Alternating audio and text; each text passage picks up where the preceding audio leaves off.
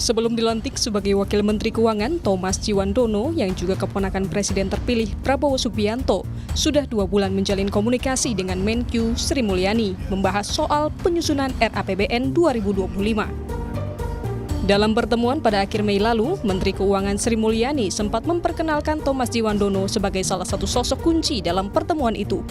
Bahwa Kementerian Keuangan sebagai suatu institusi memang memiliki tugas hari ini yang sangat penting, yaitu menyiapkan RAPBN 2025 yang merupakan instrumen sangat penting bagi pemerintahan, termasuk pemerintahan baru di bawah Presiden terpilih Bapak Prabowo dan Wakil Presiden Gibran akan menjalankan program-programnya. Aku manggilnya Mas sih sebetulnya, tapi kayaknya Pak terlalu tua. Mas Tommy Djiwandono, untuk yang belum kenal, sebagian mungkin sudah kenal beliau. Keduanya kembali bertemu pada 24 Juni 2024 dalam rangka konferensi pers mengenai fundamental ekonomi terkini dan rancangan anggaran pendapatan belanja negara RAPBN bersama Menko Perekonomian Erlangga Hartarto. Dalam pertemuan itu, Thomas menjelaskan sinkronisasi dan keberlanjutan berjalan lancar. Saya ingin menggarisbawahi bahwa rapat tersebut itu menunjukkan pertama komunikasi dan sinkronisasi yang lancar, tapi lebih penting lagi adalah kontinuitas kebijakan antara Presiden Joko Widodo dan Presiden terpilih Prabowo Subianto. Pengamat menilai, masuknya tim sinkronisasi kepemerintahan untuk memuluskan transisi pemerintahan Jokowi Ma'ruf ke Prabowo Gibran.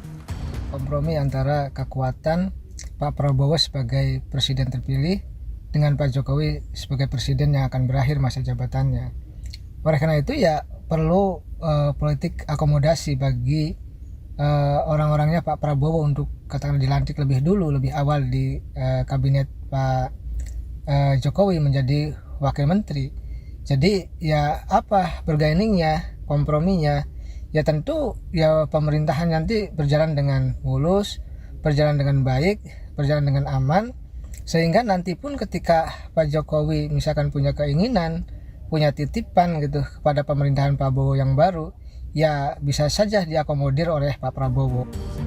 Masuknya Thomas Djiwandono ke Kabinet Indonesia Maju diperkirakan akan memuluskan proses transisi pemerintahan dan menyelaraskan APBN yang sedang berjalan dengan program pemerintahan mendatang. Tim Liputan, Kompas TV.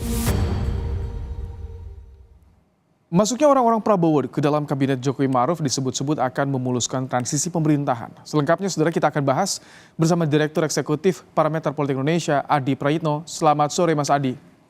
Selamat sore, Baim. Baik, Mas Adi, apakah ini bisa dibilang sebuah kompromi antara Jokowi dan Prabowo demi kepentingan keduanya? Saya tidak terlampau melihat ke arah itu ya, bahwa Jokowi dan Prabowo akan berkompromi soal postur kabinet dan mensinkronisasi kebutuhan politiknya di masa yang akan datang. Tentu itu tidak ada yang bisa membantah apapun, karena selama ini publik tahunya bahwa Prabowo ini adalah bagian dari kelanjutan apa yang sudah dilakukan oleh Jokowi selama 10 tahun. Saya justru melihat satu hal yang cukup mencolok dengan dilantiknya 3 wakil menteri sore hari ini, yaitu untuk memudahkan masa transisi peralihan kekuasaan politik dari Jokowi ke Prabowo Subianto, terutama di bidang ekonomi. Jadi tidak mengherankan kalau yang dilantik itu adalah mereka yang sebenarnya secara ekonomi sepertinya menjadi stressing yang cukup diandalkan ketika Prabowo nanti tanggal 20 sudah dilantik menjadi presiden. Misalnya soal Thomas Djiwandono, ya kita tahu adalah sebagai sosok yang cukup ahli di bidang ekonomi, terutama ekonomi di bidang marketing, market ya khususnya, bagaimana membaca postur anggaran APBN kita ke depan disesuaikan dengan program-program strategis yang akan diwujudkan oleh Prabowo seperti makan gizi gratis, susu gratis, dan seterusnya.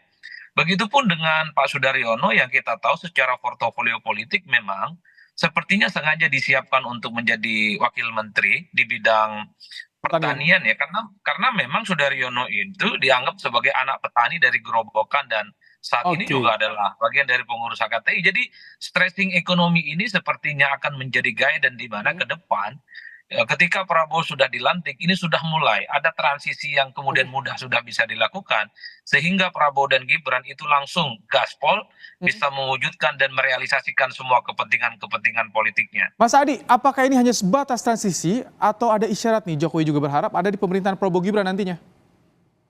Kalau saya membaca memang ini sebenarnya untuk mensinkronisasikan, untuk memudahkan dan mengkombinasikan bagaimana semua hal yang sudah dilakukan oleh Jokowi itu akan dilanjutkan secara total 100% oleh Prabowo dan Gibran.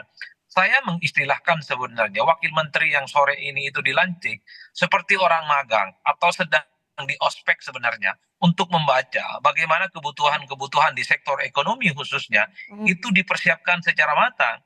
Makanya ketika muncul nama Pak Juliot Tanjung ya, adalah sosok karir di bidang BKPM, itu tentu tujuan ke depan. Ketika Prabowo dilantik, bagaimana sektor investasi itu bisa digenjot sehingga investor datang ke Indonesia dan tidak lari ke tetangga sebelah.